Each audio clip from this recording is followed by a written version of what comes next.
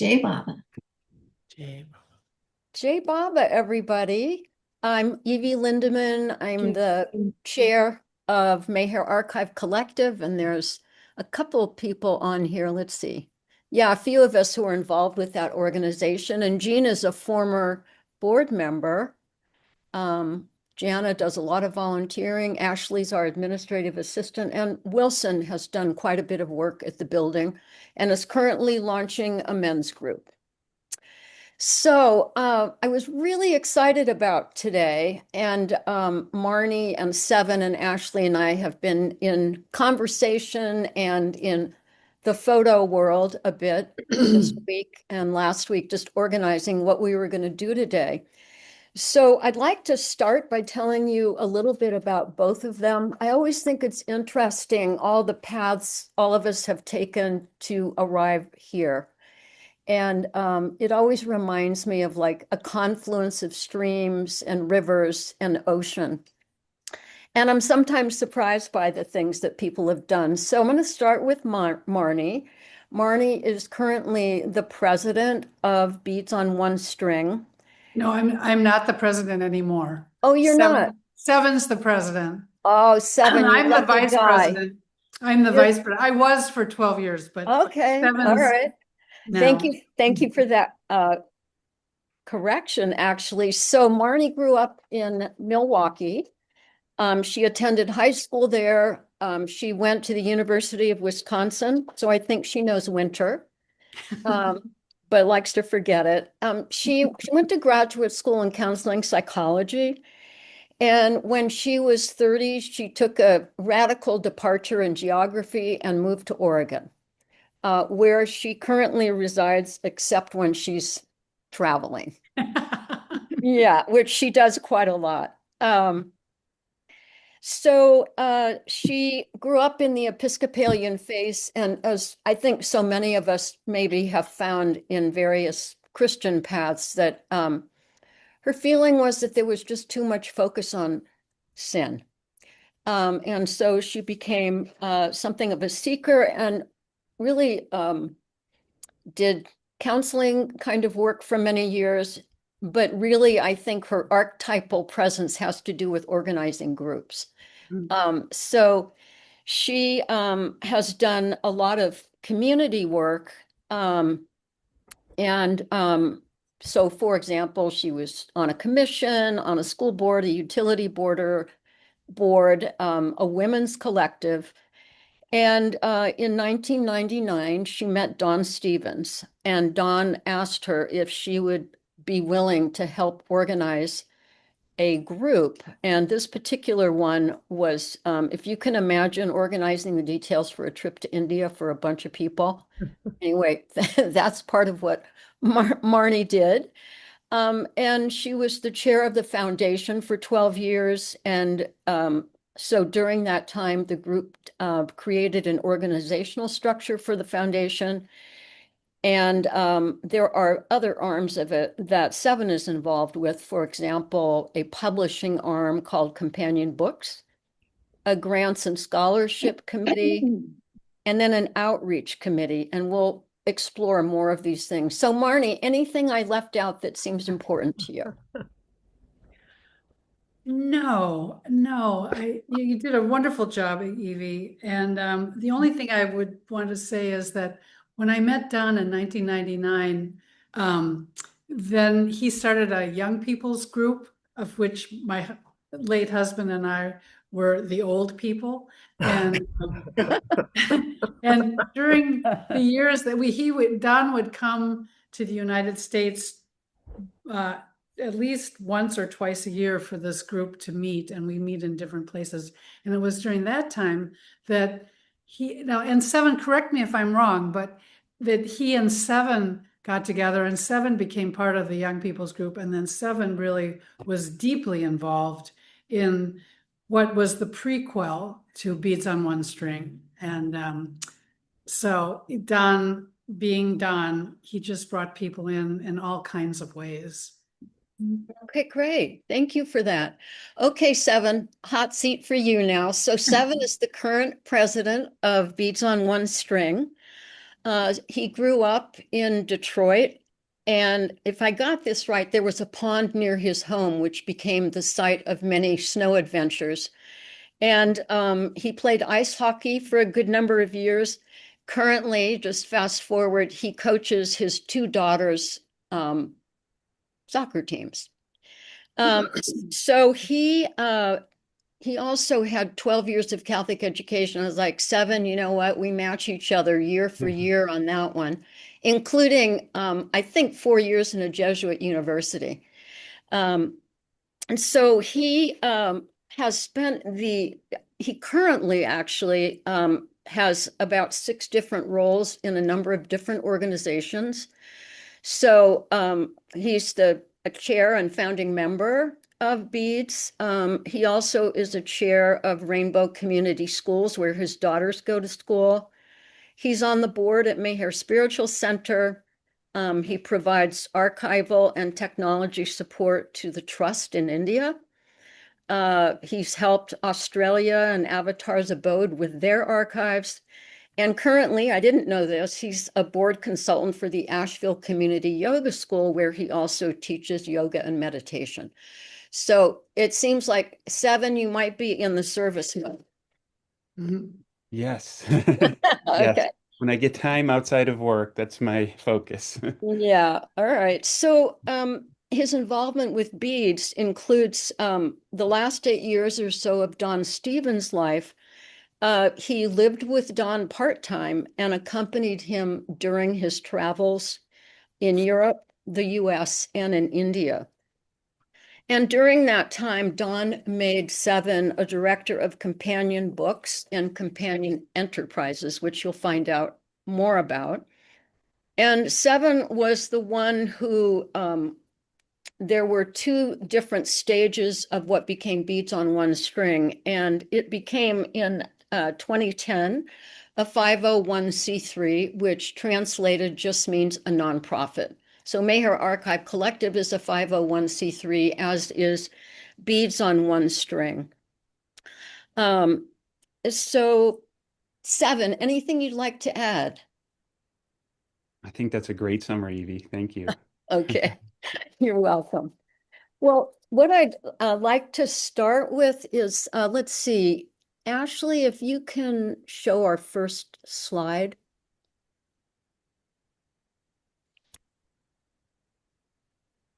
So this is a lovely photo from the Beads on One String website. You can see Don on the right, really young there. And I believe next to Don, to his left, it looks like Pendu.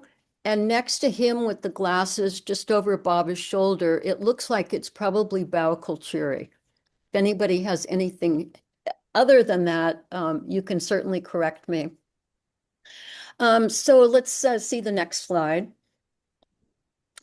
So I wanted to start with the mission statement, because I think a mission statement is always really at the core, at the heart of any organization. And kind of speaking as a person that has some leadership roles at MAC, sometimes it requires us to return to our mission statement when we get a little bit off course.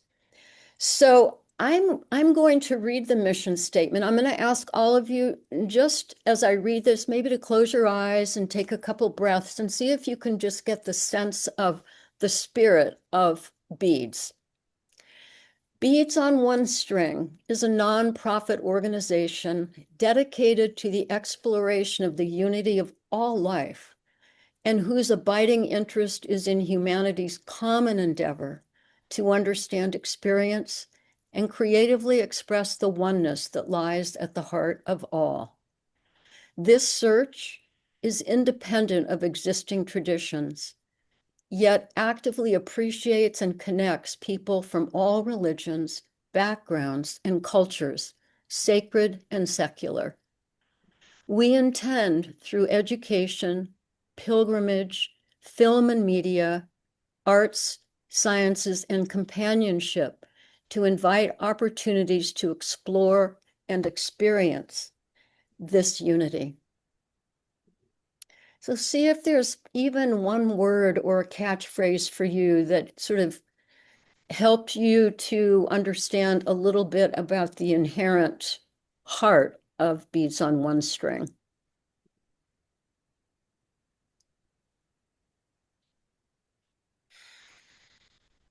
And see if you can carry that into our conversation today, because it really is a conversation, a discussion. And I see this as an opportunity for us to continue to experience companionship with one another as we focus on this BABA organization. So, Sevn and Marnie, is there anything that you would like to add here? Anything about the mission that maybe you find yourselves returning to? Well, Sevn, do you want to say something? Oh, go ahead, Marnie. Okay. I think the key to me is the idea of inclusiveness and bringing people together. And also one of the founding parts of Beads on One String for me is the idea of companionship. So that sense of connectedness and shared exploration. And one of the values that we have is that we in the beads are learners, not knowers. And so we're here to learn together with and from our companions. And they may be from all kinds of traditions. The beads foundation is on Mayor Baba's words and using what he has taught us to bring people together in companionship as well as exploration. Thank you for that, Marnie. Sevn, let's hear from you about this. What stands out for you? Because you have both been involved with this organization for a good number of years. And clearly there's some kind of inner commitment from you that speaks to your own heart about your interest in really working on this. Yeah, a couple pieces. I think this three ideas of approaching God, or it's used as oneness in this particular mission statement to be inclusive of everybody. So there's kind of that trying to allow a way for a kind of a culture of belonging for anybody to join and come kind of come in. And so kind of there's three pieces of understanding, creating like opportunities, events for people to become more familiar with whatever form of expression oneness might be, have experiences for it. We found that getting together and having interfaith conferences was dry. If we just sit there and go through, the technicalities of different religions, um, but really having some experience that is the heart of what really, when people think about their own faith, their own traditions, like the experiences they have are really what are some of the most powerful. Like a lot of us going to India, meeting the McAuley, these experiences we had sometimes are more deeper than just some, particular philosophy or words.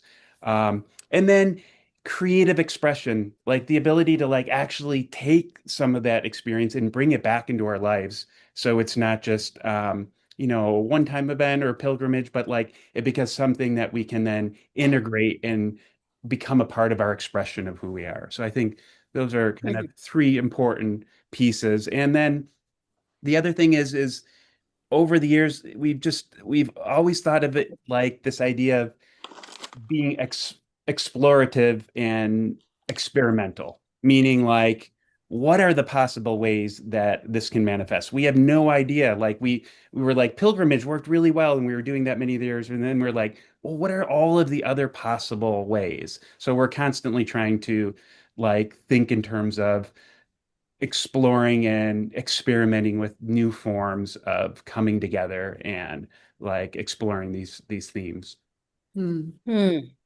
I You think know, that's can I just, I think that's yes, a really please. great point, Sevn.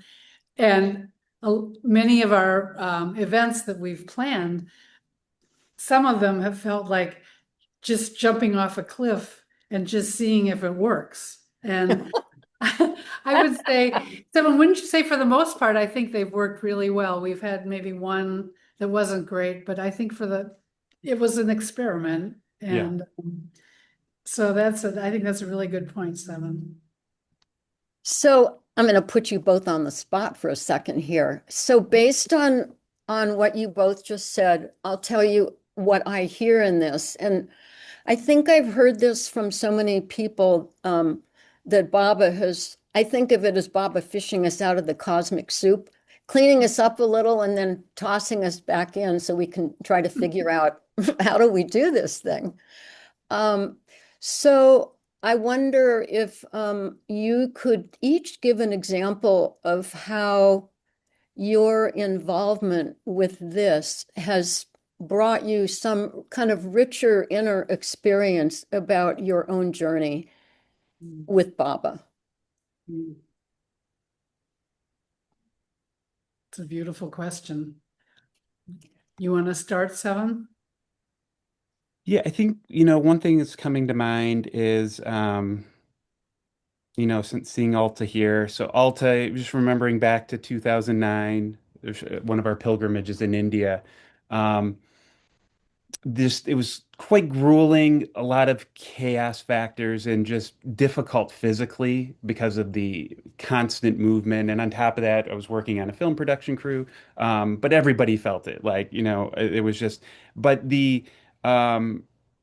so that wearing down of the body, oh, Irma's here too. She's been through that as well in 2010. Oh, that's Wearing great. down of the bodily comfort like of like planning an overly ambitious pilgrimage because Don planned it and we haven't been quite as grueling since he was around now that I think about it. But the wearing down, the grinding down of those surface layers and Mhm. what that does is it really opens up like the necessity to connect with your fellow pilgrims, your fellow devotees. And like when I think about Baba talking about the importance of establishing inner links with each other, that's the way lives on is his inner links with each other. Um, Mm, that happens under those conditions and in a shared purpose of like just a higher devotional aspect. I really think that that aspect of companionship, that the pilgrimages are like an example of it, but it's happened in so many other ways and so many other events when you're really working on something that's difficult, that causes egos to flare up and come back down, that it really offers opportunities to kind of like connect with that Baba and somebody else, like just mm, a greater depth. And I think that's been really meaningful to me. It's been really transformative of really just those individual connections with different people that have been involved, and especially, the board and all of the organizers of different events. Even like Lynn um, and I organized an event here in Asheville years ago, and just we had this little meetup group, three of us, where we met every week, and we went into just a lot of depths of Baba's teachings and philosophies in order to organize that. And I think about that medium, mm. having that work has like been really like how I've kind of dealt deeper into kind of understanding Baba myself and kind of how his bigger vision of beads on one string kind of manifests. Mm, beautiful, Sevn. So, I'm thinking we're all experiencing a lot of grinding down in the present cultural moments. And it sounds like what you were able to do was in spite of the grinding down, or maybe not even in spite of it, you were able to connect more deeply with one another. So kind of shifting out of that cranky, angry place into a place of deeper connection is a beautiful way to think about part of what happened on that 2009 trip. Thank you. Marnie, you're up. Well, for me, it's been the companionship element of Beads on One String that really resonates to my heart. And that's expressed in so many ways. When we first started the beads, we had to create it out of whole cloth. We had a 12-member board, and it was hard work. We had to develop our policies and procedures, our guidelines, how to interact with each other. And I found it to be an extremely rich experience because all of that was based on our understanding and our love for Baba. And I feel that our love for Baba and Baba's love for us has informed all of our interactions with each other and our events. That doesn't mean that it's always been easy. And it's sometimes one of the things that I believe I value so much is differences of opinion. I think that enriches an organization. I think it's dangerous when everybody agrees. And so our differences have flowered, I think, through our companionship and our devotion to Mayor Baba, and that's been a very strong part of the ongoing strength of Beads on One String. And for me, it's been, I have experienced it as a very joyful experience, because even the knotty times, the hard times, it makes you go deep in terms of, okay, what is Baba saying? What is he wanting here? So I have to say it's just been such a gift from Baba to be able to do this, to be involved in this organization. You know, listening to you, Marnie, and the idea of kind of welcoming differences, I think is probably really at the heart of Baba's message to all of us, really. So can you say anything more about the strategy for being able to shift into that, both, you know, individually with all the people in your group and also more collectively as a body, as a group? Are you asking that to me Sure. or to both of us? Well, yeah. Can you go a little? I'm not quite sure I understand the question. Okay. So, you know, you're talking about valuing differences. And I think organizations and individuals and relationships and families, you know, we often get stuck in feeling like we're right and having a hard time shifting out of that into something that's more understanding, listening better, appreciating the other. So what I'm asking is, it sounds like the group has been able to do this both individually and collectively, shifting from an I standpoint into a we, and the welcoming. It sounds like the welcoming of differences has been very key to your own kind of inner development. Yes, I think that's absolutely true. And that was in the very early stages of organizing the beads, we developed guidelines. And basically, the guidelines are based on listening, respect, compassion, I statements, you know, all the things that we all know are the best ways to interact with others. And I think we've practiced that. Would you agree with that, Sevn? Is that your experience, that we've been pretty devoted to Yeah, that? I think so. And I think when I'm thinking about the why we have been, I'm really thinking about Don Stevens' guidance with truing. And so Don Stevens kind of coined this term with his work with the intuition groups, various intuition groups that he had. And the idea was when working with intuition, Don was, you know, a lot of people have the impression that, oh, an intuition is something that comes up from within and it's absolutely 100% true. End of story. Don was not along those lines with his own personal intuitive work and the work that he did in the groups. It was very much that intuitions come up and then they get filtered through our individual coloring. So like sometimes they have a hard time making it expressing themselves without going through the filters of our sanskaras. And one of the benefits of working with a tight companionship group and with companions is they can offer opportunities to true your intuition. And that truing's so valuable because let's say you always color your intuition or your your your feelings, your ideas with, you know, the color orange.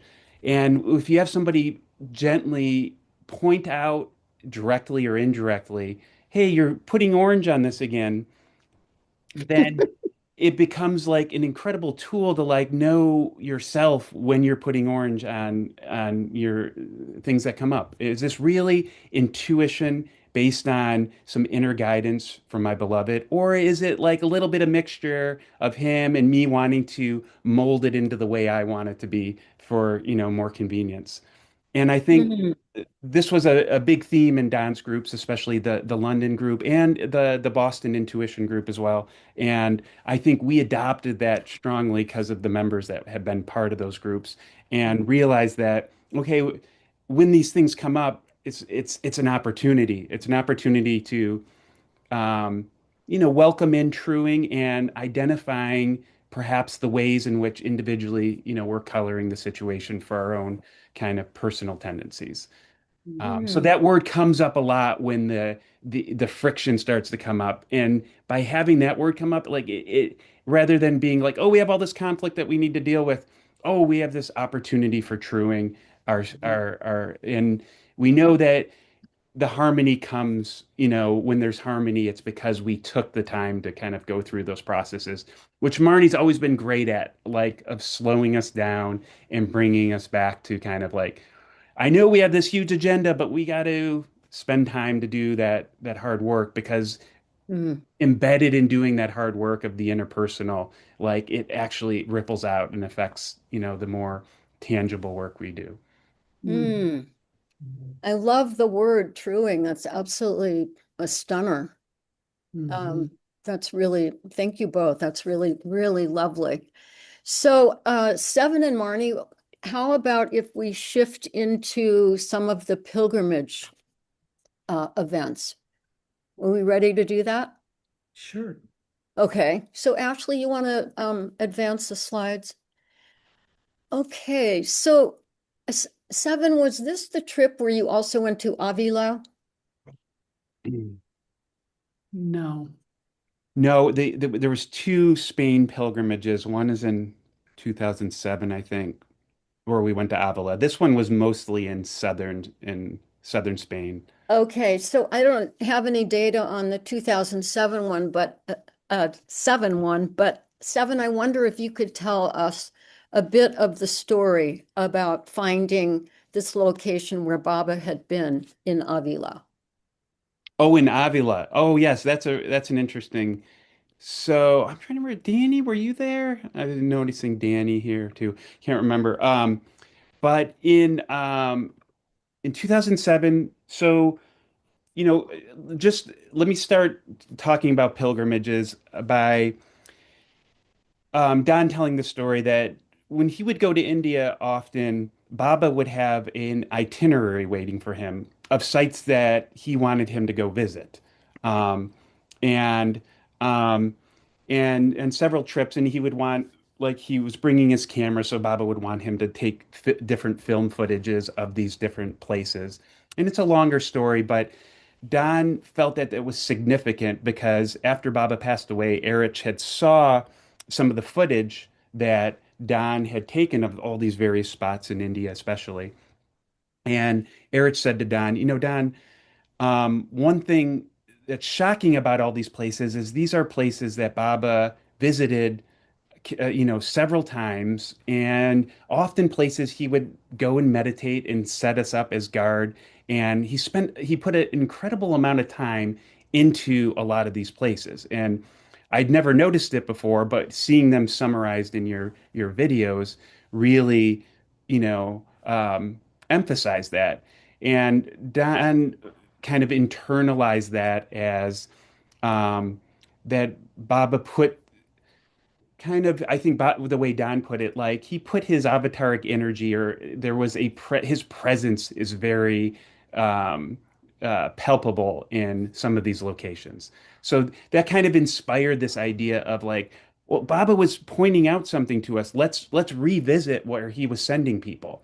And India, it was very obvious. And then also there was the places in Europe that Baba visited. So we're like, whoa, what about these places as well? And then, the early groups were even, meeting to say, well, are there places outside of where Baba even visited that he talked about, or that also follow some kind of like energetic or intuitive or some kind of devotional power that is representative of kind of the taste he gave us with the sites he pointed out. So a lot of the pilgrimage work has been mulling over those kind of ideas of what's a sacred site, what does it mean to visit. Um, and getting back to your in 2007, I think was one of the first kind of intentional pilgrimages. It was either 2007 or six. I can't remember. I Uh, think it was six. I think it Six. You're was right. It six. was Yeah. 2006. Was um was one of the kind of an intentional thing. Let's go to all these spots in Italy, France, Spain, and a few. I think we no, we didn't UK, and visit them. And one of them was Avila, which Baba had been to, and we. When going to them, we would get all the written diaries we could find out for each site. And in Mm, Avila, Herbert Davy had like a pretty extensive write-up of what they did. And included in that um, was an interesting hike that Baba took with the whole group out beyond the gates of the city, down a road towards a big hill, along a stone wall, with in between a tunnel of trees, and arriving at these incredible rock formations where Baba said this is where he had spent um, a tremendous time in deep meditation in a previous incarnation or something. Interesting comment. So we're like, wow, that sounds, where is this?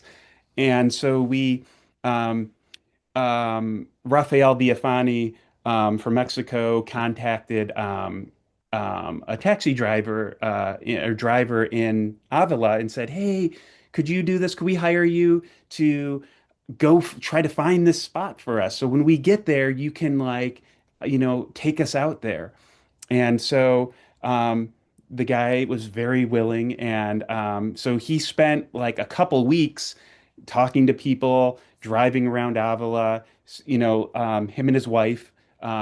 And finally, when we got there, like, we think we found it. Like, they were waiting for us at the hotel when we walked in. They were so excited. Like they met, like, he only spoke Spanish, and him and Raphael were talking in like, just this excitement. And we're like, okay, we're gonna do it tomorrow. And he's like, no, no, you should do it. You should go right away. And so I think mhm. later that day, and he was like, we can't drive there. We have to walk. It was like there wasn't roads. So he walked us out. We went 2 days in a row, but the first group, they were so excited, walked us out.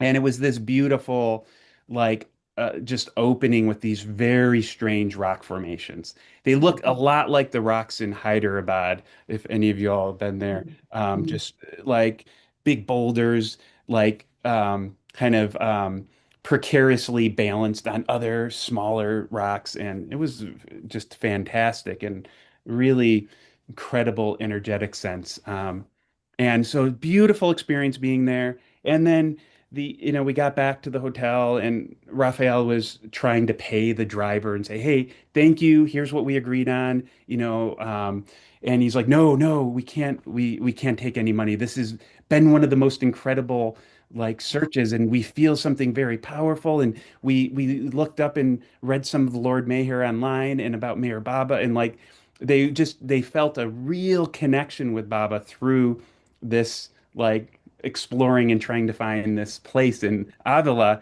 And so it was interesting that, it was kind of said to us like, yes, there is some kind of presence or power in these places that Mm, just by that experience of somebody that is completely um, unrelated to us or Baba at that time. mm, what a Mhm. beautiful story. Mhm. All right, thank you for that. So let's talk about the Spain seminar in 2013.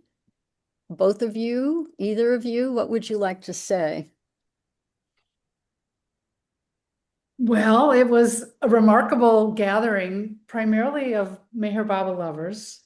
We gathered in a hill resort outside of Malaga, and the focus was exploring that a magical time in Spanish history when the Moors were in charge of Spain, but there was a peaceful relationship between Jews, Christians, and Muslims. And it was a golden age for spiritual, what would you say, how would I say it? Spiritual, they weren't connected to each other, but accepting of each other's presence. And it was very beautiful. So this Spanish seminar was focused on exploring that. And we had a Jewish rabbi who talked to us. And he was from London, I think. Is that right, Sevn? I think he was from London. Yeah. There was a woman who was a Christian minister. She also was from England. And then the organizers had found a wonderful man, Ignacio Bejar, who was Spanish and a Sufi and a musician. And so so we had these conversations and then interactions with each other in response to the stories and the experiences that these various presenters offered to us. Sevn, do you want to add anything to that? Yeah, so southern Spain, Andalusia is sort of the considered the kind of the golden age of Islamic mysticism in a lot of ways. And that's where people like Ibn Arabi, who Baba quotes quite a bit. That's where he's from, and that would have been. And actually, Ignacio was very much a follower of Ibn Arabi. That's kind of that whole. So there was very much that was, there was a strong connection of that as well there. And yeah, I just remember we had this, there was a beautiful Sufi concert in this little village, on the side of a cliff, where all the towns are kind of like built into the side of the mountain, and you have to kind of walk through the town. And there was a church that used to be a mosque, that used to be a church, that used to be a mosque, that it was held in, like, because in this area there with the Crusades, there was this constant like, the Muslims taking over the Christian church and then back and forth, back and forth. But lovely Sufi concert, just one of the most incredible concerts. I remember it significantly because my wife was pregnant with our first child, and we're listening to this concert, and Asha was kicking, just moving around, dancing, and I could feel her like in Huma's tummy, and it was just like, wow, it was just a really incredible, beautiful concert, just moving. And then after the concert, the mayor of the city organized a dinner for all of the members of the group. So you walk through the little town, and then there's this huge outdoor like dinner area set up in the middle of town. And several people from the village came and helped serve, and it was just so sweet. They knew what we were doing, and they had it was like, without, there was a little bit of the language barrier. There was some of us that were better communicating some of our purpose, but they just felt kind of the intention of the group, what it was for, and just really it was so welcoming. And yeah, it's quite a beautiful event from that perspective. It truly was. It was just magical, that dinner out on this terrace, which was the culmination of having visited some of these sites during the day. One of them being the Mezquita in Cordoba, which is, and as Sevn was describing, the back and forth between the Muslim and the church, the mosque and the church. The cathedral in Cordoba is built on a Roman temple, which was an Islamic mosque, which is now a Catholic cathedral. And you can see all of that within this remarkable, beautiful building. So it was just layer upon layer upon layer of experiencing the possibilities of that golden age. That is lovely. Thank you. So let's move on. Let's see what else we have to share. Okay, so this is 2013, and the visit to the Alhambra in Granada. That was all part of that day trip that we took. Okay. And it's interesting, Sevn, I'd love to hear your thoughts about that. We went to the Alhambra after we went to the mosque, the church in Cordoba, which had all these layers. It was very beautiful, I thought. And then we went to the Alhambra, which was exquisite. I don't know if any of you have been there. I had never been there before, and I was just amazed at how beautiful it is. But it had a totally different feeling. It did not have that mystical, spiritual feeling. It was very worldly, very beautiful, no question. But it was a stark contrast compared to a place that has all that mystical value behind it. What did you think Yeah, about it?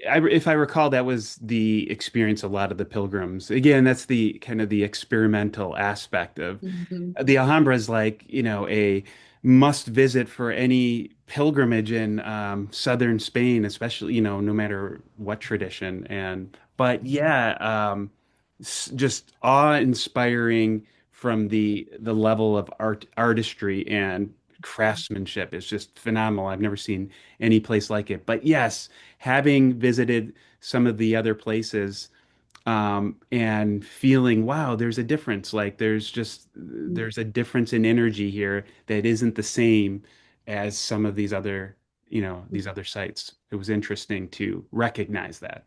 It was. If I recall the Alhambra, I think they had sections of architecture where they had the harems. Mm. And I don't know if you remember that part, but so that was a big part of the culture then. And I also recall that in order to manage this as a structure in the hierarchy of leadership, there were also a significant number of eunuchs who were trusted and not suspected of. So there was a big separation between the genders, and I think that was part of the energy of the place. Yeah. I'm sure you're right. Yeah. Yeah. It stood out to me. They had these elaborate marble screens, which were just exquisitely beautiful, but there was no penetrating those boundaries. It No. was a significant part of that culture, I think. Yeah. I agree. So let's go on to the next slide because this is also about Spain. So this is Granada, a view of the city. And let's go one more. Okay, so this is I thought this was a really interesting photo because this was also a part of 2013, and it looks like there's a good number of French pilgrims who joined you. I don't know if this was the whole pilgrimage or for this particular day or what your connections were with this particular group. Well, this particular group was a French group led by Mark Molinari, who's in the kind of the pink shirt on the right. And he was leading this group to sacred sites connected to Baba, I think, in southern France. And it just happened that we coordinated on the same day to have some time together. And so they came Oh, wow. and we connected at the Alhambra, but we didn't connect in other parts of that particular pilgrimage. Okay, so there was an intersection of pilgrimage groups. Yeah, and Mark was also a part of some of the early pilgrimages, like the one in 2006 and the early India pilgrimage. So he was so, as you know, Don Stevens was one of the central kind of organizers. Oh, one of the central organizers of events and Baba groups in Europe. So the French group in both Paris and Marseille had big Baba groups, at the time that Don was alive, in Brittany as well. And so a lot of those groups also, or Mark organized different pilgrimages for them as well. Yeah. Yeah. And he still does. He's very active in terms of activities. Where does he reside? Marseille. Ah, okay. All right. Okay, well, we're going to fast forward here. So the France seminar in 2018, this one was of particular interest to me because of the theme about Mayor Baba's new life. And do you want to talk about this slide? Did you start in Amiens? No, we started in a small town outside of Amiens. The visit to Amiens was our pilgrimage day. And the seminar that we had in France was focused on Baba's new life. And excuse me. People came together. There were about, what would you say, about 25 of us who gathered. And excuse me, we spent 2.5 days studying Baba's Song of the New Life. And one of the experiences we had was each participant took a line of the song, and then we worked with somebody as a pair to explore what the meaning of that line is to us, and then shared it with the rest of the group. And so it was, that's what stands out for me in my memory of that particular seminar. Do you remember, what else do you remember of it, Sevn? Yeah, this a couple of gatherings we tried to do it, but getting people together and actually having it as a retreat format where all the attendees like, have each all the meals with each other, sleep together, and I think that's a really powerful format. We did something similar in Asheville. It's so I think that stood out, like just that. I think being together closely, eating meals together, and this is very French, like the French meetings, the Baba meetings in Paris, I quickly realized the Baba talk was, fifth, just half as important as the meal together, which there would also be Baba part, but that was like the care for, everybody getting together and sharing a meal was such a huge part of their meetings in the London group too. And I think some of those little things came across in this seminar of these other ways of how important just, breaking bread with each other is. So that's kind of what one thing that stands out for this. Yeah, it was a real exploration of companionship. That was one of the focuses of this particular seminar. And I think that what you described, Sevn, is a perfect example of how companionship was brought together in the various layers of the event. Yeah. You all may know Renata Moritz from Germany. She was sharing her interpretation of the line that she was studying, and Wayne Smith next to her.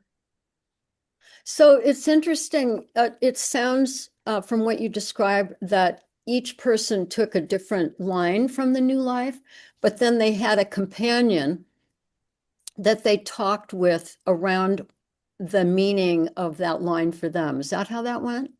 Exactly. And then shared back to the larger group? Yes, that's exactly right. Oh, how interesting. Yeah. So it was wow. amazing.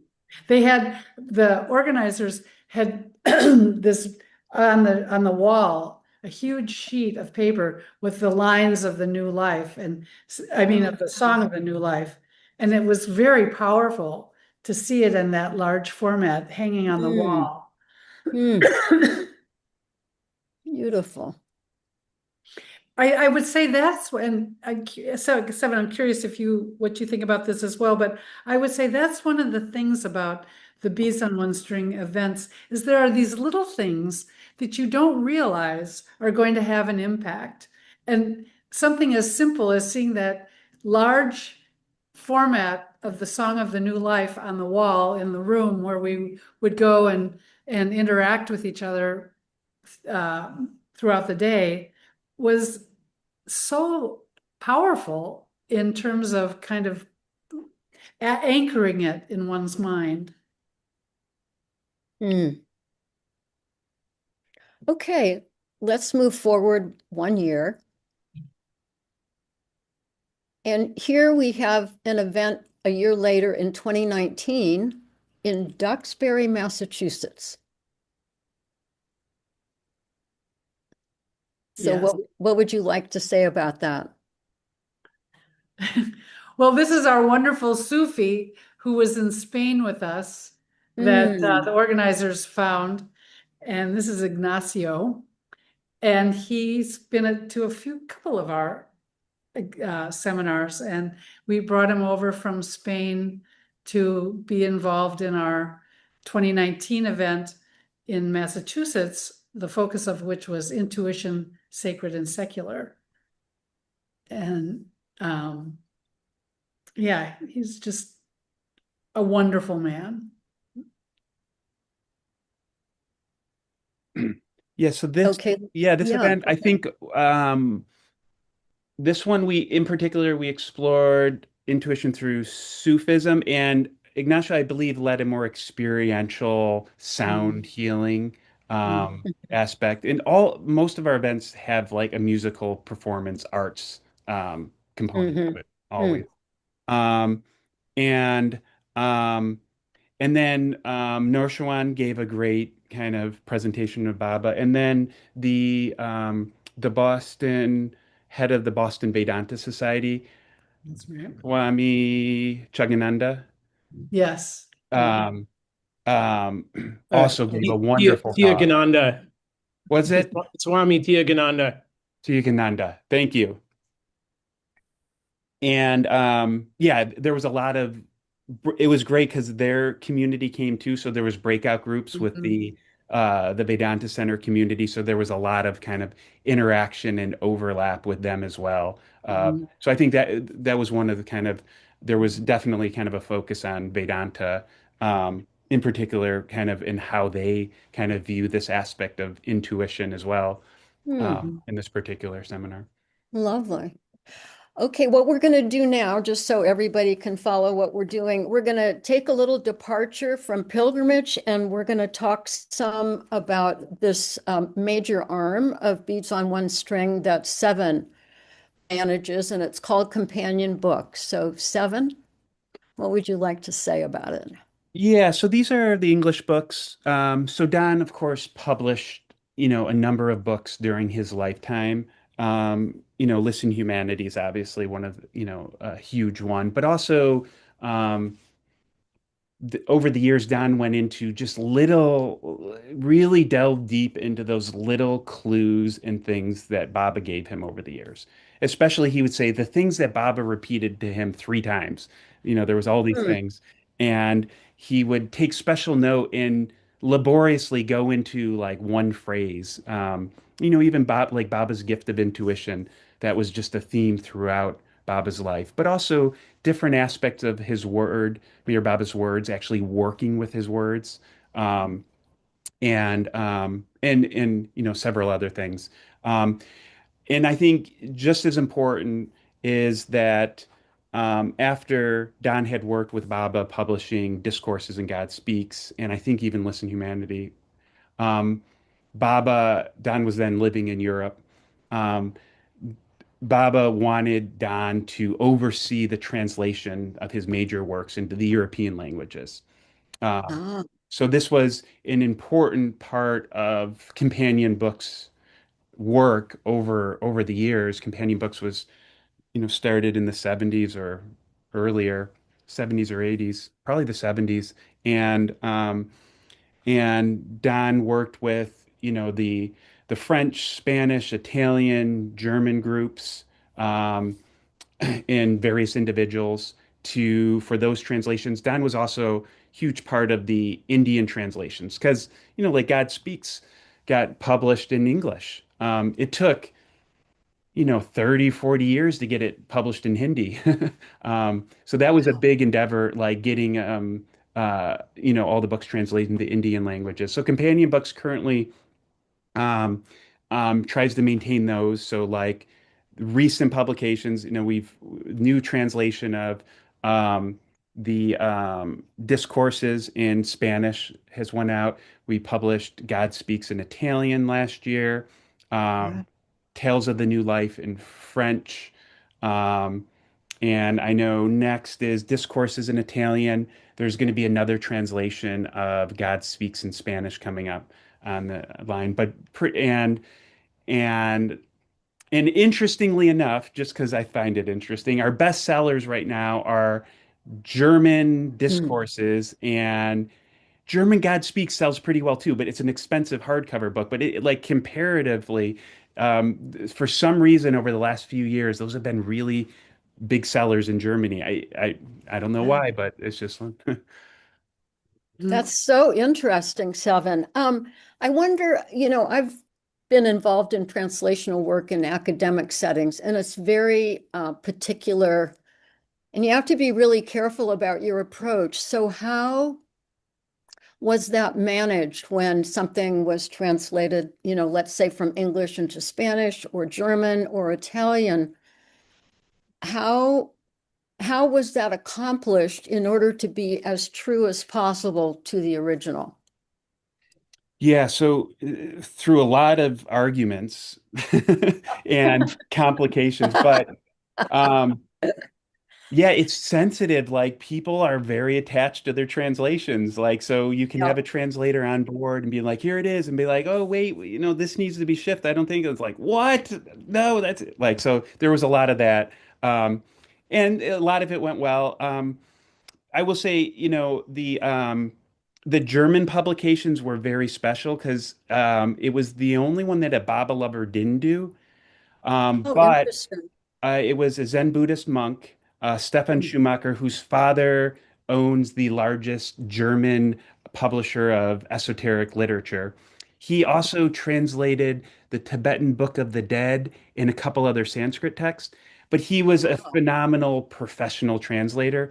He Mm, understood all of the language through his background in Buddhism, Tibetan Buddhism, and Hinduism. He understand the Sanskrit that was underlying in the Vedantic philosophy underlying Baba, and he did phenomenal job.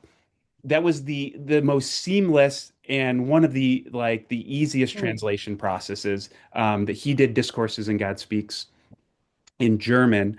Um, for Spanish, different. We had to redo them because like there was so much. Don was trying to stay true to a certain style of Castilian Spanish, and I think the initial translators had their own colloquialisms in their particular culture that they grew up in. So with that, the most recent translation of discourses went back to a group in Mexico City mm, um, with Rafael Villafani, Minako Mori, who's uh, a Japanese American living in Mexico for most of her life. So, fluent in three or four different languages, and there's a few other people in that group.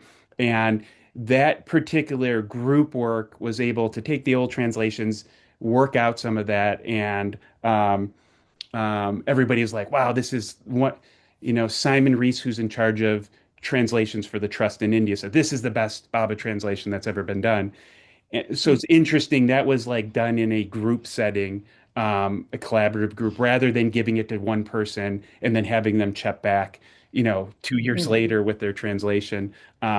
They started with that collaboration and truing right off the bat. So mm. it's hard to find that right um, conglomeration of people, but I think that in the future seems like a really great way to go about translations.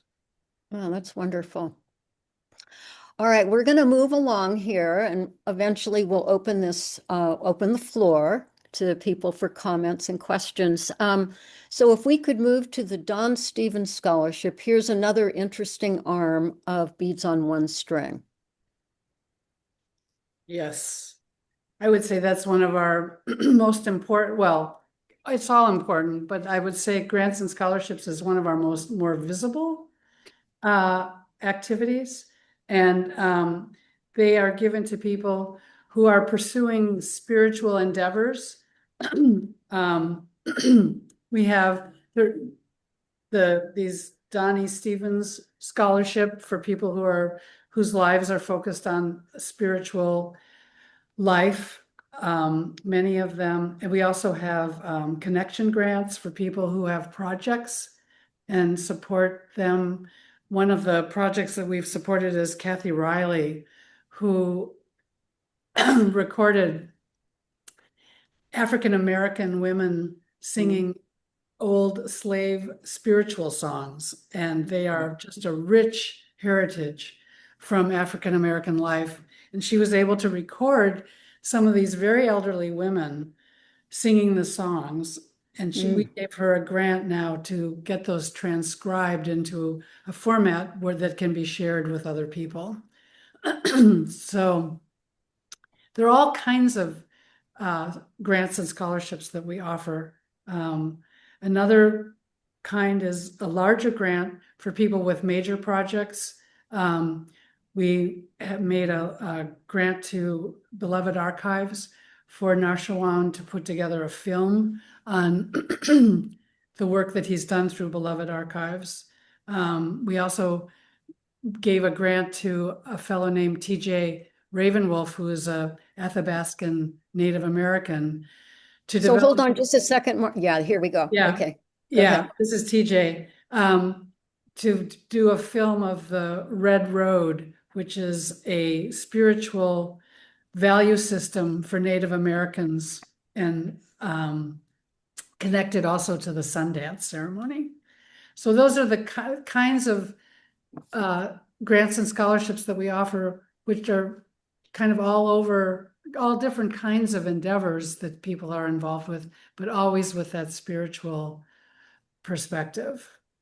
So I had the opportunity a little earlier this morning to read some things about TJ Ravenwolf, and there's a beautiful video that I think was a joint project with you all in his talking about the Lakota Native tradition and what's called the Red Road. And I recommend everybody looking at that video. It was stunning to me. Yeah, that was his part of his proposal that he gave to us to receive a significant grant for us, which is, I think we gave him, Sevn, do you remember exactly? I think it was $10,000 that we gave him for the film. Yeah. And one thing interesting about TJ is, so then so we came into contact with him through the grant. The Linda had other connections, and now, like, then the next year or 2 years later, we had an event in Oregon that had brought in some of these themes that he was of the Red Road, and at a national park. It was an incredible event, and he came and led several sessions. Did some kind of ceremonies with us. So it was interesting. Our connection through the grant then led to us, having an event of bringing group around him, and then even continuing nowadays with Linda and TJ talk on the phone all the time and have, they still have their connection. So it was kind of deeper than this kind of just kind of, yeah, creating network and companionship with these people from different walks of life.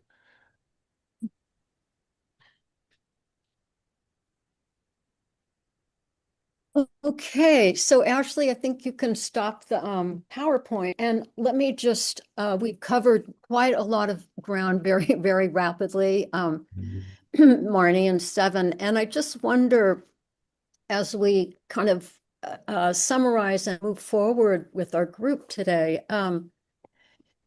any other thoughts that you have about the sort of distillation of love and wisdom that I think has been maybe part of both of your experience with your involvement with beads and, Don's leadership early on?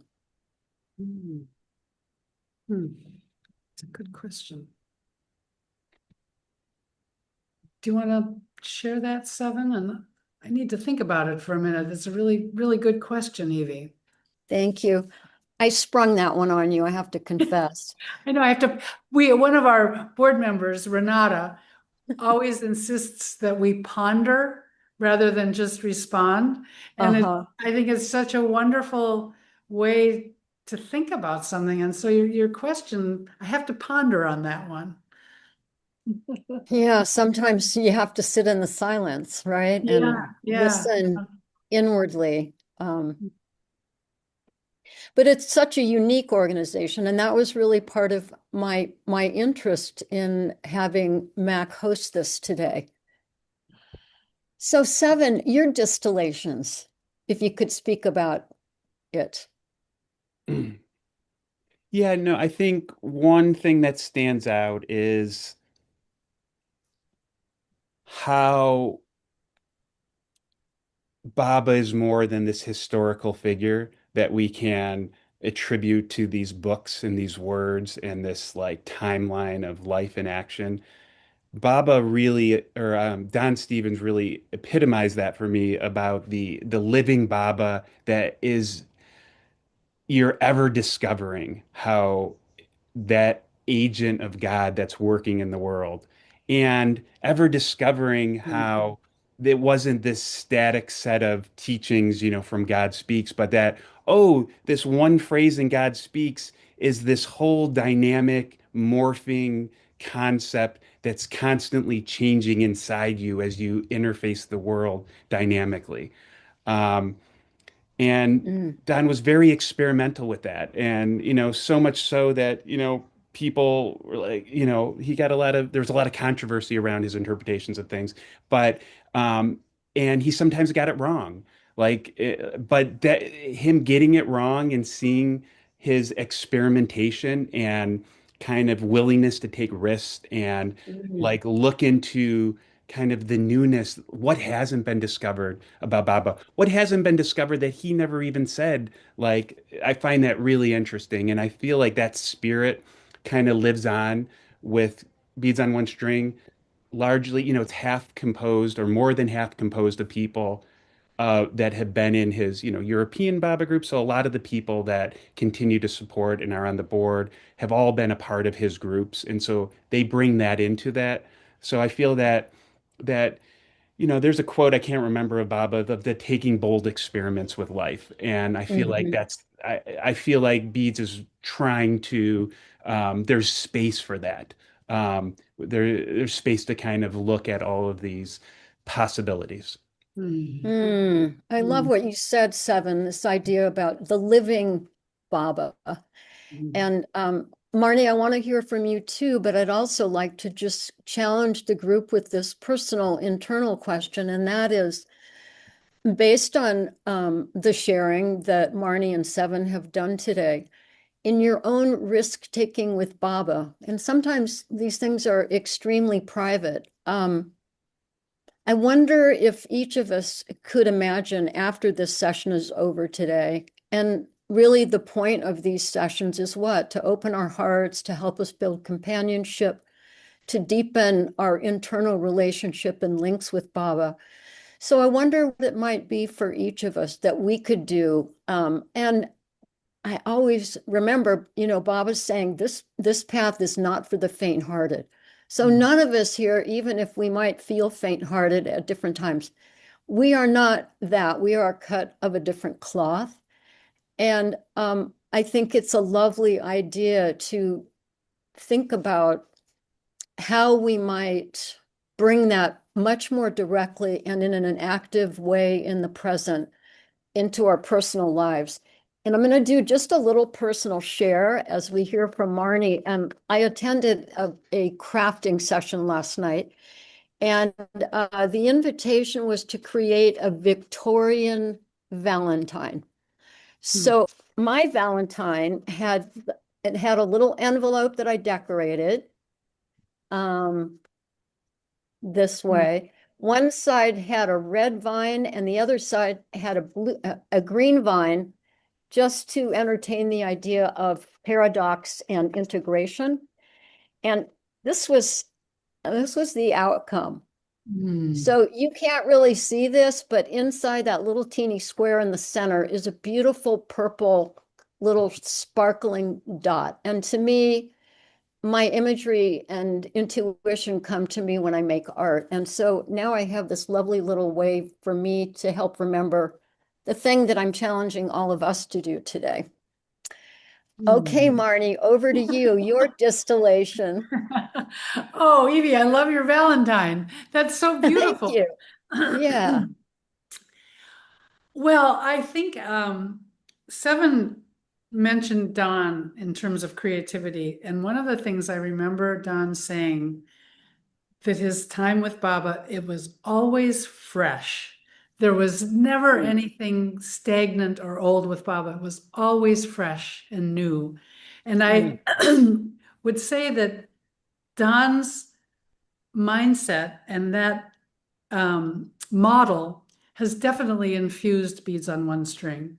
And we are always trying and seeking to develop activities that are something new, that help, that bring us individually on the board, but all people who attend, that we go deeper into our spiritual life and find that creative moment where we understand something a little better, just kind of that little aha.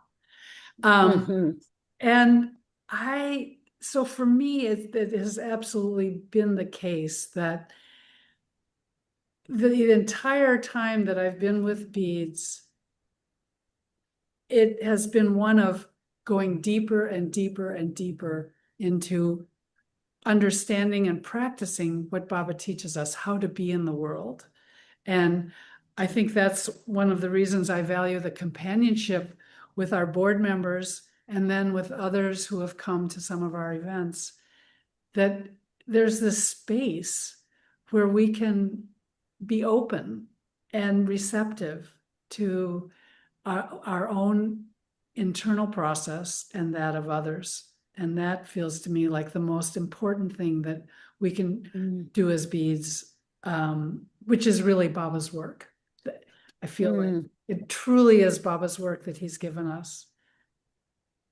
Thank you, Marnie. So I just kind of want to put a little string around all these beads, and that is just to go back to this idea that Sevn raised earlier regarding the pilgrimages, and that is, and I think this is true in our lives with Baba, the only reason we take the hard road is because there is something incredibly powerful that happened for each of us, or we wouldn't be here today. And for me, the word that comes up is the word, it has to be lived and moved in, and it's experiential in nature. And that's really what I'm hearing from both of you, that it is, as Sevn said, it's a living something. It's not a bunch of words and we have a bunch of books and then it's all frozen into form. It is moving daily, I think, through all of us as we learn to pay closer attention and, not filter so much through our orange filter. But maybe we have a prism of colors and we can see much more than we really thought that we could. So what I'd like to do is just open the floor and for people to, and just inviting people into the group, and anything that, any questions that you might have as Sevn or Marnie, or thoughts and reflections about what they've shared today and how this might matter to you. So if you are one of those people that would like to share something, what I would suggest is you maybe just give me a visual hand like this, and then it'll be easier for me to spot you. Okay, so Cheryl, you'd like to share something? Yeah, this has been fantastic for me. I'd like to know if two things I'd like to say. The first is a question. Did anybody take a photo of Baba's New Life prayer that was huge and hung on the wall? Is there any photographic representation that you could post or put up today? I'd love to see that, where it hung, how it hung, just the whole room with that there in the room. That's the request. And well, there's a second. Hold on, Cheryl. Let's pause for that and see what Sevn and Marnie want to say about your question. I have to look back through the photos. I'm not sure. I do not have a photograph of that. I know. Yeah. Okay, yeah. Great. So maybe that's something you could share with the group. Sure. Yeah. And concomitant with that, you were is to see more photos. I don't know if someone on the trip was there with a camera. That's very, for me, when I used to do some photography for myself, it was very distracting. I realized to be somewhere that I was deeply invested emotionally and whatever other way to be in an atmosphere, and then to be photographing, seeing things in terms of how it would look in my mind's eye through the lens. So I stopped doing photography. But if you could post at some point an addendum to this meeting of more photographs of where you went in Spain and in Europe, would be wonderful. The second part of what I want to say is, so just that's out there, and is, we talked about truing, and you all have had the opportunity in your smaller groups with beads to true with each other, or beads with Don's intuition. Could you, Marnie and Sevn, and anybody else who would like to do it, who's been has become familiarized with that process, to offer an online Zoom for some of us who have never done this, to participate, with also the ability to learn how is it done, and being part of it, and watching, even if I weren't part of it, watching would incredibly help me and probably a bunch of others. So that's my request, to offer on Zoom a truing seminars. Cheryl, I can't tell you, you've taken the words right out of my mouth. In fact, when we were talking, I made a note. My job right now with the beads is the companionship committee, which is to help organize events. And I made a note, have a truing workshop. So, Oh, wonderful. So thank you for supporting that. And we'll work on it. And I will let you know as we figure out the format. So thank you. Yeah. Let me also recommend the word, let's see, Mayor Baba's Word and His Three Bridges. So this is one of the publications from Beads, and it's a very meandering, interesting narrative of how Dawn ran some of these groups. And Sevn and Marnie, I don't know if you think this would be an interesting way to try to understand a little bit of it from a reading perspective or not, but it occurs to me that it might be. Mm-hmm. Yeah. Mhm. Yeah, I think Sevn, that's- kind of asking you whether you think Yeah, that's so there's or not. the that book has a little bit, and the Inner Path and the New Life has also Okay. maybe a little bit more extensive treatment of it.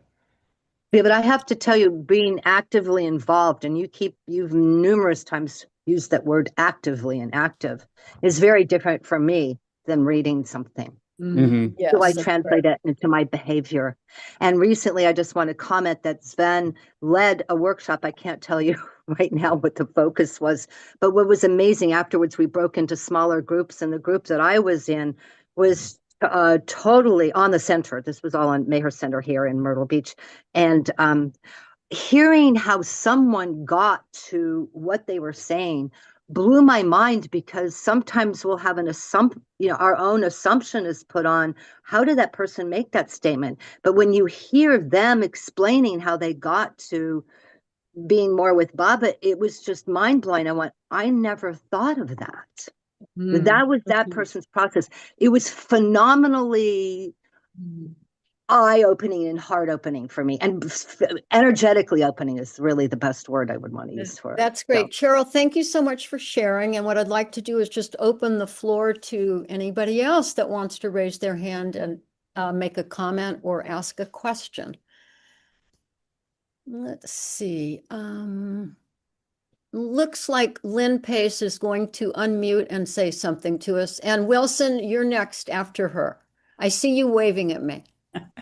I just want to thank you all, because I think this has been very enlightening, interesting, and Asheville is always looking for what kind of events are we going to do, and I really loved the New Life work that you all did, and I'm wondering, I mean, I may be in touch with you, Sevn or Marnie, to kind of talk about that a little bit more, because I think that would be a wonderful opportunity for Asheville to do something. Also, I am I think I've talked to you both. My work has been with setting up and training care teams, and we have a Baba Care team that has gone now for a number of years. Um, and it always was like beads on one string to me because I used to work with all the faith communities here.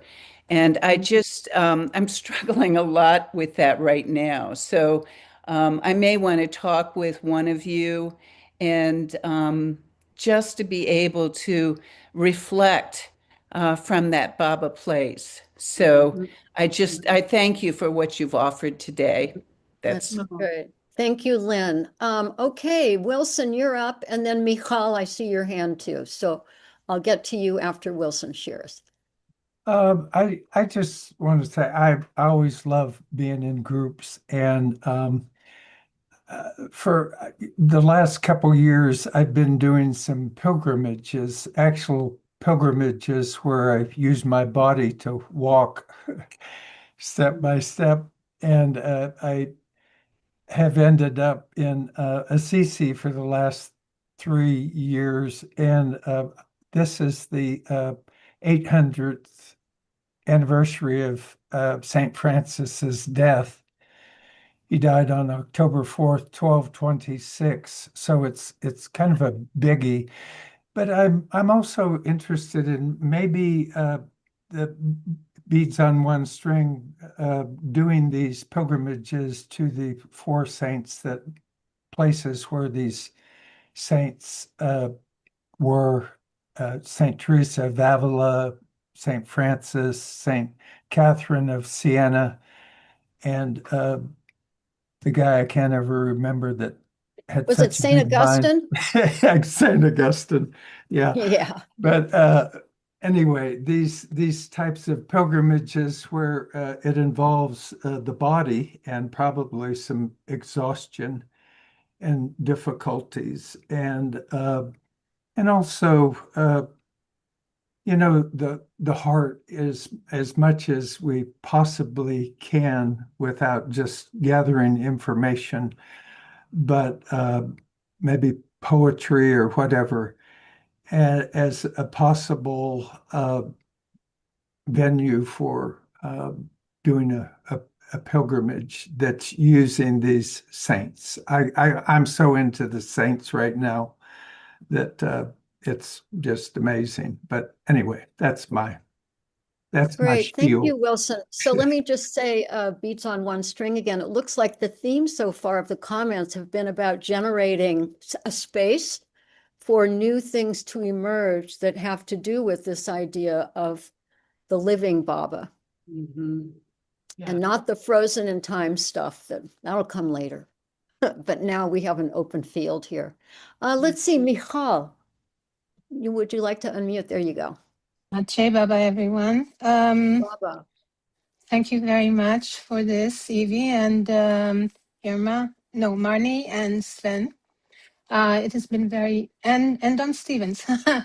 It's been very interesting because it has a way of opening Baba, not making him, not closing on him, and how he is conceptualized by whatever group that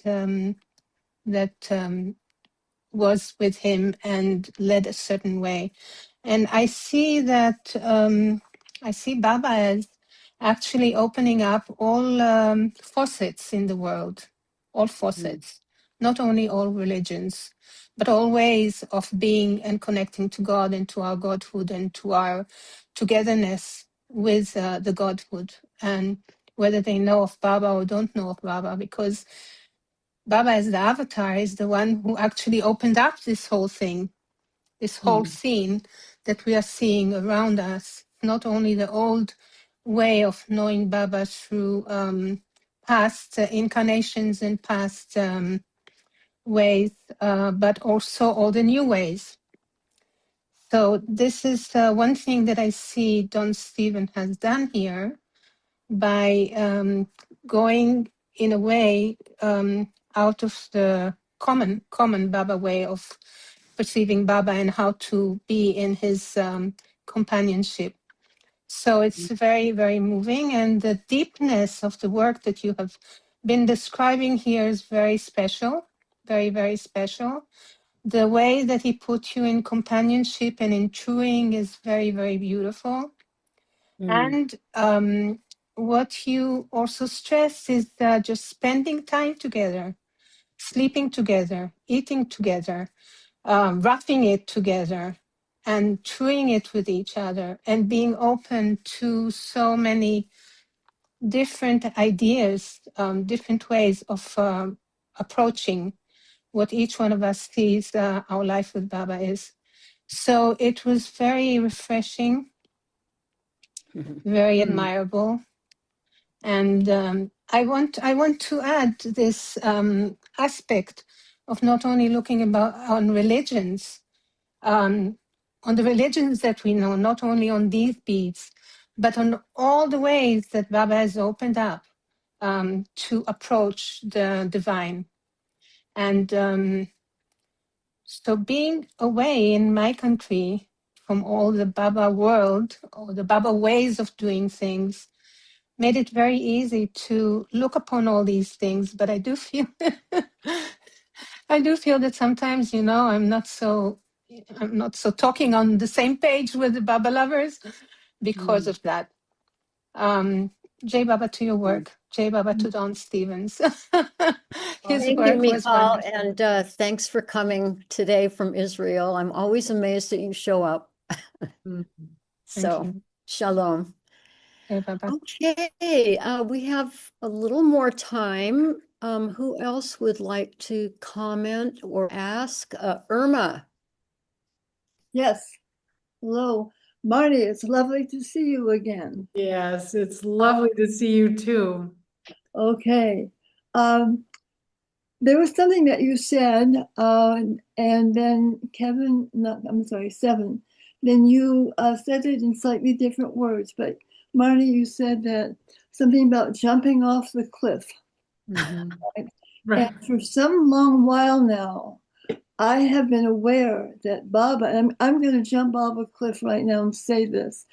Baba loves it when we jump off a cliff. Why? Because it's easy for him to guide us. Mm. You know, we don't have all the regular stuff pulling at us. We have taken a huge chance, and he is the one who then takes us where he wants us to go. Mm. Oh, Irma, I love that. Because I hadn't thought of it quite like that, but you're right. When you jump off the cliff, there's no path. Yeah, And Baba just guides you, and you're absolutely right. yeah. I completely agree. Okay. Thank you. Thank you, Irma. Let's see. Looks like Linda and then Betty. Linda? Jay Baba, everyone. I'm just so happy that this is happening. I Oh, got involved with the Beats on One String through Marnie's invitation to come and be the scribe for their annual general meeting. I think that was 2017. And then after a couple of years of doing that, they asked me to apply for being a board member. And I did. I think I was the first one inducted into Beats on One String that Don did not appoint. I had only met Don a couple of times at his workshops, Doorbell to Forgiveness, and let's see, what was the other one? Um, uh, his Three Bridges workshops. Anyway, so it has been a magical ride, but I came in later and all the hard work of creating the foundation was pretty much in place. We were still working on our what do you call them, Marnie? The aspects of that they have to create for the nonprofit, but also to guide us in how we're going. The guidelines, our Yeah, interactive no, not the guidelines. guidelines, the rules. Policies and Oh, procedures. policies and Thank you. procedures. Policies and procedures. Yeah. I'm so not a policies and procedures person. But anyway, it's been, I mean, I'm thinking about the evolution. At one time, early when I was involved, we were still wondering whether we were a Baba group. And McAuley and several others spoke to that, just that that desire to be inclusive, to be experimental and experiential too. So we didn't want to limit ourselves in any way. And interestingly enough, that kind of made a few people mad, especially in the Northwest. They're not Baba enough. It's like, no, I don't want to be involved in them. They're not Baba enough.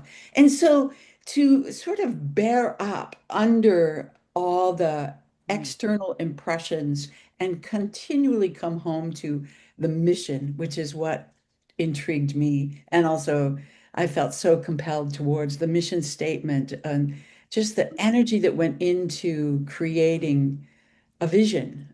So I wanted to say too that some of the most important work that I've been involved in, I'm the secretary of Beads Foundation, which is a wonderful process of, I still do the scribing, and it also lets me take a little bit of a back seat to everything that's going on. So I absorb and then distill in the minutes of the meetings, for instance. But two of the things that I wanted to say are the two study groups that we are involved in, that I'm involved with, that are sponsored by Beads right now.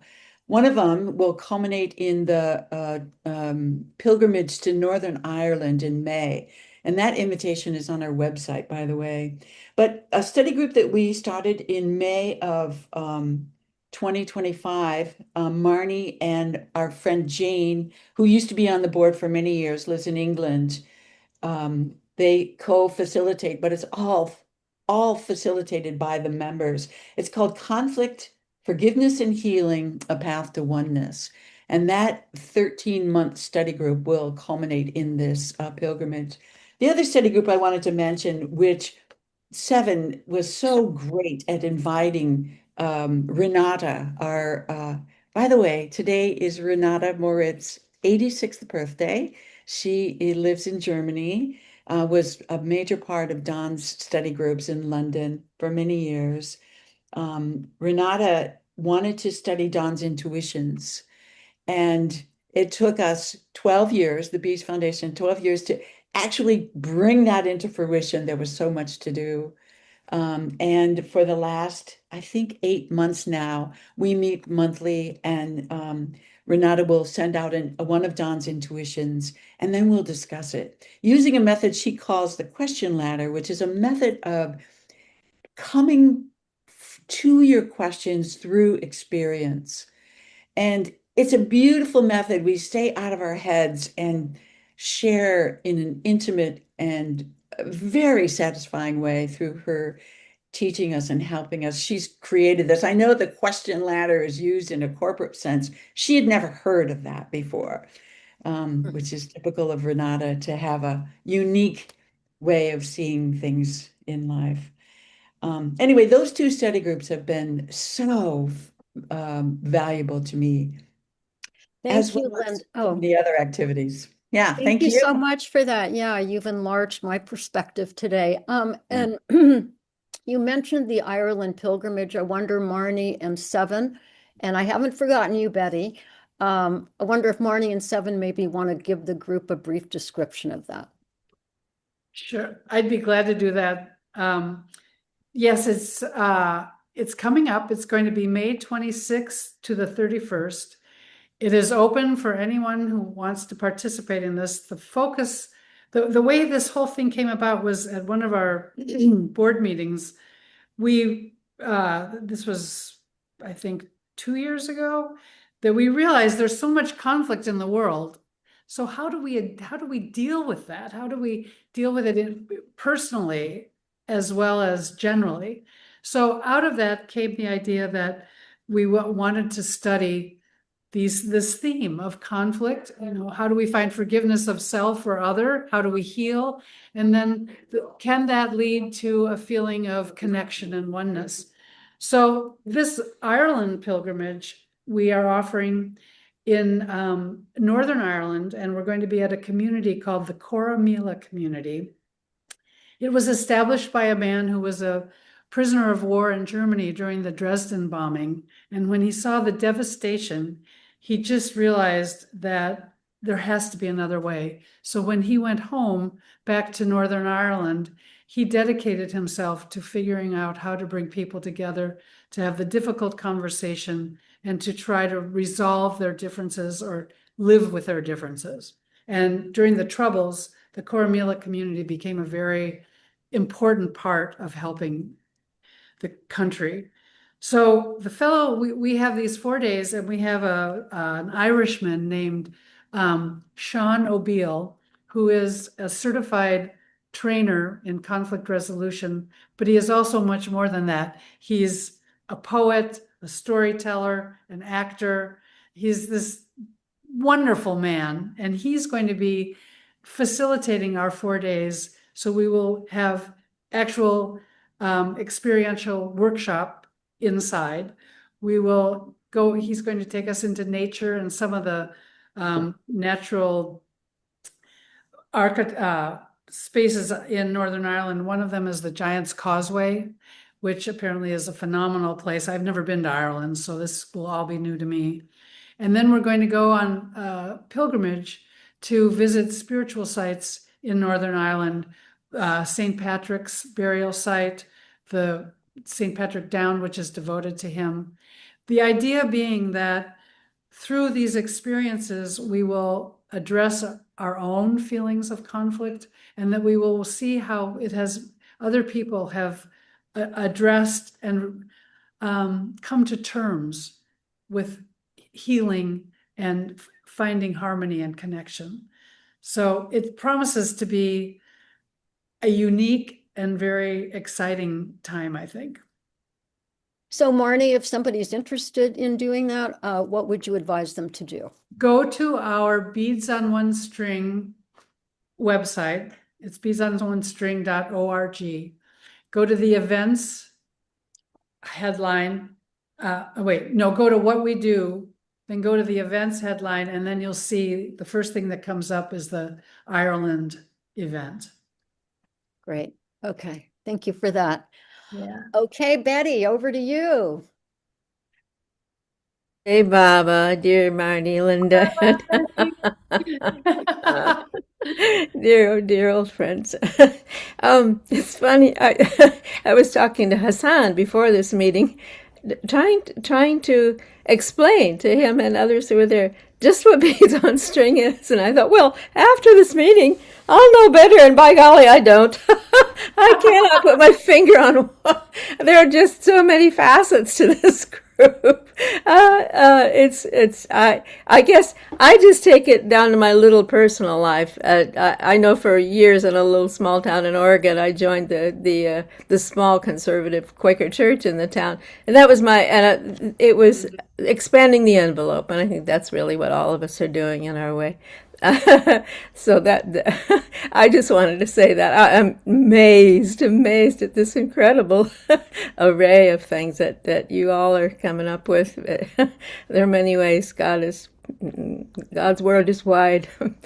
That's all. Thank you, Betty. Betty. Hey, Baba. All right. Anybody else want to make a comment? Oh, Buzz and Ginger. Can you hear us okay? Hear you fine. Okay, we want to thank you so much. Uh-oh, did I lose you? No, we can hear you. We just Okay, can't see okay. you. So I just felt like we've made some new loving connections. And it just touches my heart. And speaking of connections, I want to go do a little history. Don Stevens, Lud Dimple, and my dad all worked for the oil industry in Richmond, California. Wow. And so there was that connection. Also a connection that my dad's auntie lived next door to the Dimples. And when Lud got back from 3 incredible weeks, naturally he shared everything with his kids. And 3B was telling everybody about Baba, and I happened to be there, and she told me about Baba. I was 7. And later, just the day before Led passed away, he had called me and said to come and spend a little time with him. So we were talking about the whole connection business. And I said, Led, what difference, what good is that? I don't remember anything. And he said, it doesn't matter what you remember. He said, Baba has been with you since that day. Oh. And anyway, so we wanted to share that, and we're happy to know you all. Some new faces for us, and love you, and some old faces too. Hi, Betty, and and we want to thank you again and say Jai Meher Baba. Oh, thank you. But those are amazing connections, aren't they? Oh Baba my threads God. his way into every dimension of life. And I'm always amazed to hear the next story about how he's maneuvered and engineered everything to make those things happen. Thanks. So thank you, Buzz. That was great. And let's see, Marion, you'd like to say something. Yes, thank you. I hadn't planned on saying anything, but I will because I'm so inspired by this group. I live in New York City. We don't have Mayor Baba meetings anymore. After COVID, we lost all of our meeting space. So this is a very strange evolution of our organization here because we all have to go on Zoom mainly to connect. So very strange, but part of the evolution, I suppose. I just want to drop one thing in that I am focusing on here, and that is the I call it the science of reincarnation because it's not accepted as a science in our society yet. It's slowly edging in, but I just wanted to mention that because connecting here today is very inspiring, and I am finding little ways to bring this in as a science, especially to the LGBTQ community. And in my senior center, it's intergenerational. So we just had a Zoom meeting just this week with young people who are trans and transgender and gay and so forth, and adults of all the spectrum of sexuality. And so this is so needed in our society of bringing it in as a science, not as trying to make everybody feel welcome when they don't feel welcome in our society. So I just want to kind of drop that in as far as our community, and that is one of my focuses, and I feel very guided to do that and bring that in. So. Great. Thank you so much for bringing that into our group today, Marilyn. All the way from New York City. Good for you. Yeah. All right. Well, we're kind of coming to a closing here. Alta has her hand Oh, up. wait, Alta. Alta? Okay. Yes, I just wanted to suggest, Marnie and Sevn, that you do conflict work here in the United States, if you can figure out how to do that. It's critically needed, for sure. Seriously, yes. Yes. And Thank and you. then the other thing is for those of you who are part of the Beads on One String pilgrimages, it's great to see your faces again. And I thank you, Sevn, and Marnie and Edie and everybody and Evie, everybody involved in doing this. It's been great. Thank you. Oh, wonderful. So Alta, you were involved in some of those pilgrimages? Yes, the 2009 pilgrimage. Oh, fabulous. Thank you for mentioning that. Wow. Well, and then Alta did her own pilgrimage in Louisville. Didn't you, Alta? What year Yes, was that was in 2012. Yeah. Conflict work will be very accepted here in the Middle East. Yeah. Yeah. So in closing, I think I would like to say my own personal perspective on pilgrimages, that you can do it from your living room sofa, or you can travel across the world, or you can do it in your neighborhood. That we're not, if we're not able to travel, we're not necessarily restricted by our geographic boundaries, because we can connect in these ways. I think we've seen that today. And, you know, in closing too, as we each reflect on our personal lives, And taking Irma's little hint, how can we jump off the cliff to make our life with Baba very much alive? And if we had 3 more hours, I'm sure we'd hear a huge variety of possibilities. So I'd like to leave us all with that thought about how do we carry this forward in our own hearts and keep ourselves available for connecting. And I want to thank Marnie and Sevn so much for offering this to our group. We have an international group today, I'll just mention, stretching across the world. And okay, heavily weighted here in Asheville, just to say, but still. We're scattered and connected at the same time. So Marnie and Sevn, any closing thoughts from you? Well, thank you. This has been a wonderful opportunity because I feel like the Beads on One String has been kind of doing its work, but not really letting people know as well as we might.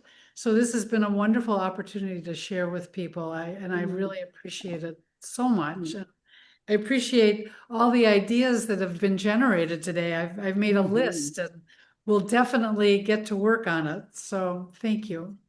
You're going to be busy, Marnie. No, it's funny because I was just asking Baba not long ago, this has been a big deal doing the Ireland event. And I was thinking, okay, Baba, what are we going to do next? I'm not really coming up with something. Well, I've got a list. You do. We're going to hold you to it. Sevn, how about you? Yeah, same. Thank you. It's been nice connecting with you all. It's fun seeing just some faces on the Zoom here of people that we've traveled some long treks with.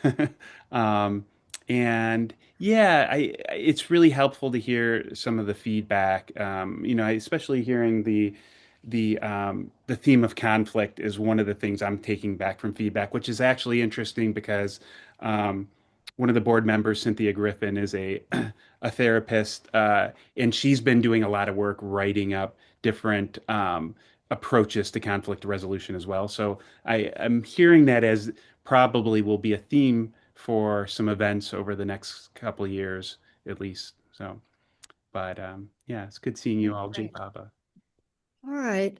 So suppose we, in closing, just say the beloved God prayer. Would you all like to do that? And unmute yourself so we can hear each other in community. Everybody's invited to unmute if you'd like to. Okay. Beloved God, help us Help all us all love to you love more you More more and more and more and and more and more, and and still still yet yet more more, till we become until worthy we of become union worthy of union with you. Okay. And help us Help us all all us to all hold fast Baba's hold Dhamma fast on till till the the very very end. end.